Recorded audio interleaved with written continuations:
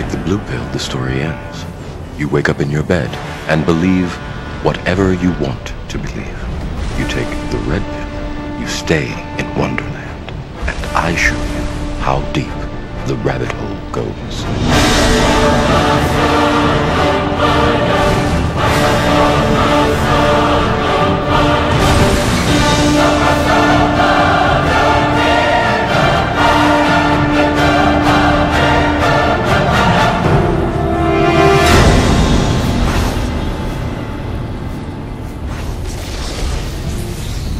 So I might as well tell you from the beginning that The Matrix Path of Neo is definitely better than 2003's Enter the Matrix. So if that's the only reason you clicked on this video review to find out that, then congratulations, the video review's over. You can go buy it. But beyond a blanket statement like that, there's actually a lot about The Matrix Path of Neo that's much different than the last game, and I think that the thing that stands out most for me is the fact that you don't have to worry about playing as Niobe or Ghost anymore. Now you can actually walk the path of Neo, the main character that everybody wanted to be in the first place.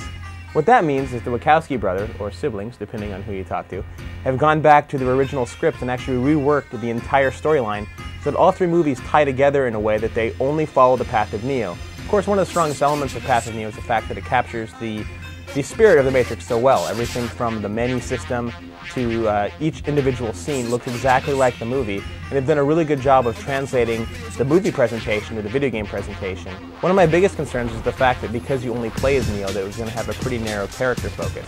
And while that's true, it's actually a much bigger game than I originally thought. And that's because the Wachowskis have expanded on the first movie especially. They're actually now playing the training missions instead of just watching Neo's facial expression as he learns how to do Kung Fu.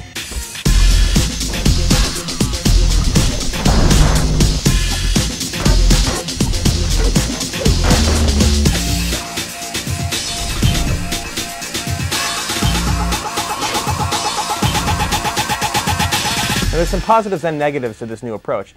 On the positive side, you do get to learn everything about the game. It does teach you all the moves that you need to know, and it teaches you a lot about how the characters will react to your moves. On the flip side, those training missions are a good third of the game, and even though it does teach you a lot, you are going to have to plod through a lot of the slower moving missions. But in a way, that slow beginning is kind of what makes the remaining two-thirds of the game a little bit more fun than maybe they would have been had the first third been really entertaining. That's because once you're out of the training missions, your moveset really opens up.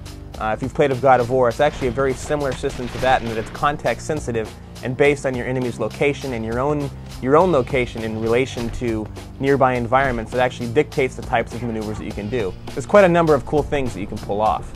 Despite all these cool abilities that Neo has and all these great battles that Shiny has put you in, there's a lot of problems that actually start to rear its head the more and more you play. To start, the default controller configuration, regardless of which system you play on, is really clunky. So I'd recommend changing your configuration to the gamma setting so you don't have to play the game with your hands in a deformed bird claw formation. There's also some major pacing issues that goes on with the game. Most people, when they pick up Path of Neo, want to experience the action. They want to destroy things, use their weapons, and take out as many guys as possible. And you can do that. Unfortunately, in between all those cool scenes, there's a lot of strangely placed puzzle elements that we have to go through. One stage in particular is this MC Escher-inspired alternate dimension level where you're walking through all these different stairways and areas fighting ant creatures. Most of the time you're going to be looking for a special portal, and it really doesn't do anything but frustrate you when you have to find this hidden door among a bunch of other doors. There are also a couple of stealth missions in the beginning of the game that teach you mechanics that you'll never have to use again, which also makes me wonder why they taught it to you in the first place, and why they just didn't replace that with some more action sequences. The most noticeable problem of all those are the technical problems. On the plus side, there are a lot of really cool visual techniques the team tries to do here with its lighting, its shadows, and its textures.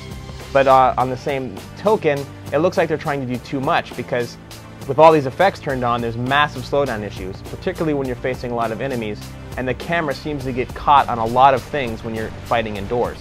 But Matrix fans are like Star Wars fans. They're going to pick this game up and play it regardless of its problems or technical issues because it's The Matrix.